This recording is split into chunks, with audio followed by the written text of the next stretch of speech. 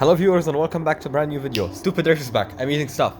Maybe I should calm down a little and speak a little slower. Anyway, I'm starting in P6, but position doesn't matter on this track. Basically what happens is, you will overtake anyone by the slipstream, but that only depends if everyone else is also saving their nitrous. What happens in sometimes some lobbies, some people decide to use their nitrous all the way in the front and you basically get left out in the dark.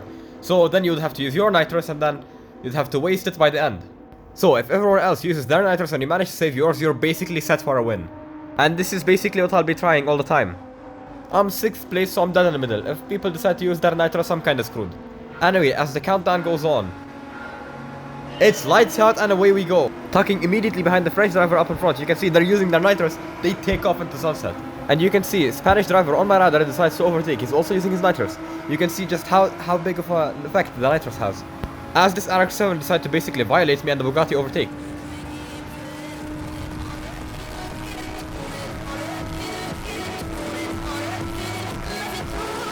And I thought Civic guys were bad. Anyway, now I'm left in the dust, still in the slipstream of the Bugatti, but I'm still quite behind.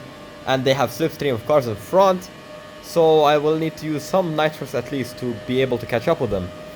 And you can see the 7.5 mark is where you're completely out of slipstream and basically not touching anything. And you can confirm that by listening to the wind. I think it's only obvious in like cockpit view. Because like in the cockpit you can like hear the wind when it's hitting the windshield. I don't think you can hear it anywhere else. Maybe bumper cam, but I'm not sure. And you can see I have deployed a quarter of my slipstream. I'm still trying to preserve some for the end. And it sort of worked. I'm kind of back in the mix. I'm just rapidly approaching. You can see I'm just benefiting of all the slipstream of all the cars. And you can see when the corner starts, mayhem, people hitting each other left and right. RX-7 spun, interesting. I overtake the two Bugattis again and I'm now rapidly approaching the cars up in front. I'm staying behind the GTR to 1 take a slipstream and 2 he's also taking probably the best line you could take here. And then you can just see it's just that tiny bit faster than all the other cars. So then I decide to take half and then I decide to switch to the outside because the straight is coming up ahead. And I'm just trying to make a gap, making sure there is some way I can squeeze through. Because you can see the field is pretty much packed like sardines. I bump draft the Italian and the GTR and then I'm basically now looking for someone to keep bump drafting all the way up to the front. Because if we work together, me and someone, we would be like 1 and 2 instead of 5 and 6, which is infinitely better. But I think my lobby is too low IQ to understand the concept of working with another. You can see they're all just fighting. Nobody is giving a bump draft. They're all fighting. And we're not even halfway through the straight. So I'm just looking for the most intelligent monkey in the car here, which seems to be non-existent. Because even if I decide to help any other car, you can see the Bugatti just tucks in immediately. So it's all lost progress. It's all monkeys in cars now. Gentlemen, a short view back to the past. Huh? 30 years ago, Niki Lauda told us, take a monkey, place him into the cockpit, and he is able to drive the car. Okay, now I know where the monkeys came from, but I'd love some civil racing here. I don't want to get shunt out next corner. Everyone is just pushing each other wide left and right. And you can see now we're heading basically into the final corner. It's getting compact. People are just pressing each other, leaving practically zero space. Everyone desperate for a slipstream and also desperate for track position.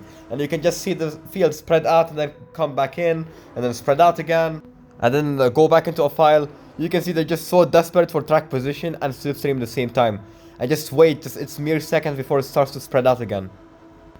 And now just look. The final corner, here you go, you can see 2 packs. And it's gonna be 3 just very soon. It's gonna be actually 5 singular packs, like all 2 cars or maybe even 1 car. And you can see just spreads out. And then me, I just zoom past with the nitrous, but it seems like Ant also has some nitrous. And I don't have enough nitrous to keep all the way to the end, and I maybe have deployed it a bit early. You can see the picture in the picture up on the top for the bonnet view, and you can see what's going on overall. Pretty crazy. You can see it spread out and then got compact again, everyone tucking behind each other, slipstream, and then going out and in and out, and then you can see. And now my nitrous, I'm out. He's flying past. Only hope of winning is a penalty, and he does not seem to have one. Good race, but next one could be better.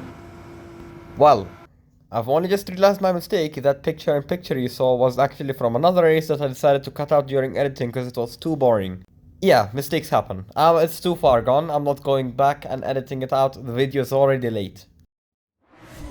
Now to the next race, starting in P5 this time, actually P4.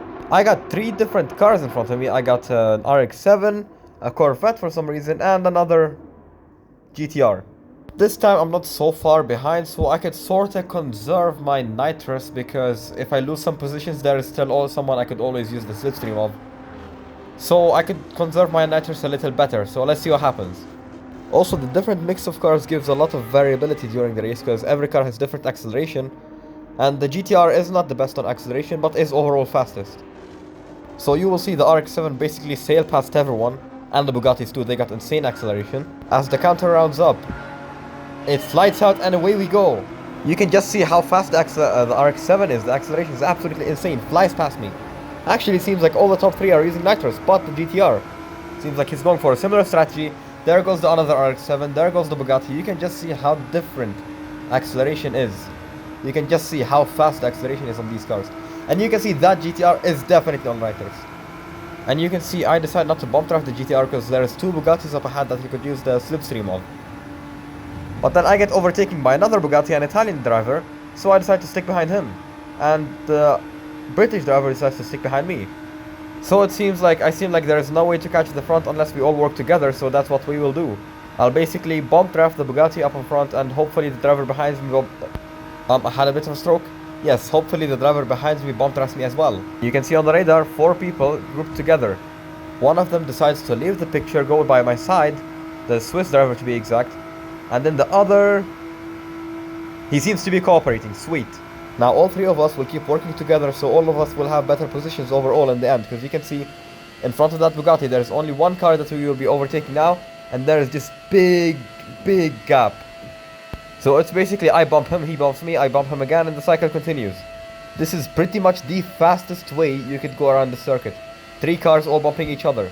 If you do it with 2, you will hit him, he'll go really far away, and then you'll have to wait again, a long time to hit him again. And you can see turn 1, a Corvette decided to spin, wrong PIP again, up and running, so it's of the other race that I decided to cut out again, and it's too late to fix it, so we'll just have to live with it. Oof, someone visited the shadow round on the PIP, interesting stuff. Back to the main race, I seem to have caught up with the top 3, and they seem to be doing pretty fine, they're chilling, so I'll choose one of the drivers to bump draft for the rest of the race until I finally overtake them on the end. And it's the RX-7. It's not the best car to bump draft because it does not generate so much low pressure behind. It's not as draggy as other cars. The Bugatti is the most draggy, therefore it generates the most negative pressure, therefore basically giving you the best bump draft here. I decided to bump draft the Bugatti, but bro decided to leave the chat.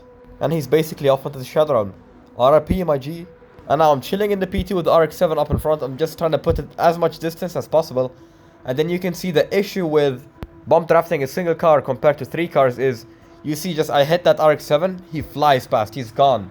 And then I'll have to wait so long, I'll have to wait really long until I could bump him again.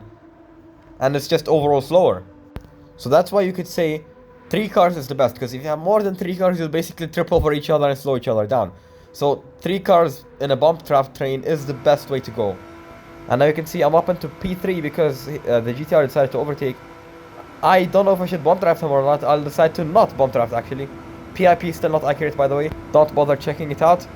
And now I'm up into P1 and you can see the radar. If you just look down on the radar, you can see I'm building a sort of a gap and no one decides to stick behind me, so it's just good overall. And the GTR comes behind and he's abusing my slipstream. If he has more nitrous than me, I'm pretty much screwed. But I have a full tank of nitrous that I have not used since the beginning of the race, which should come in clutch by the end. And now you can see the British hospitality of the British driver behind me.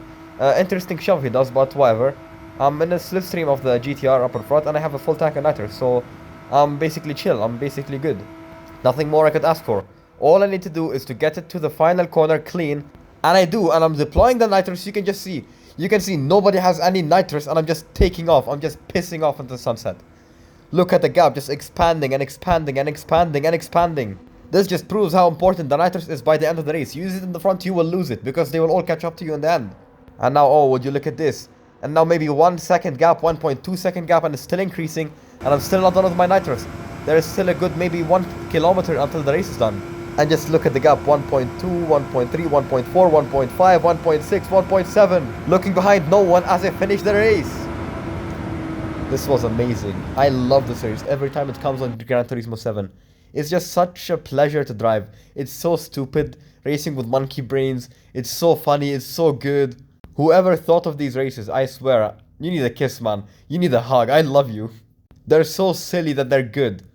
Like, they're so funny. I love them. Anyway, thanks for watching. Stick around for next time.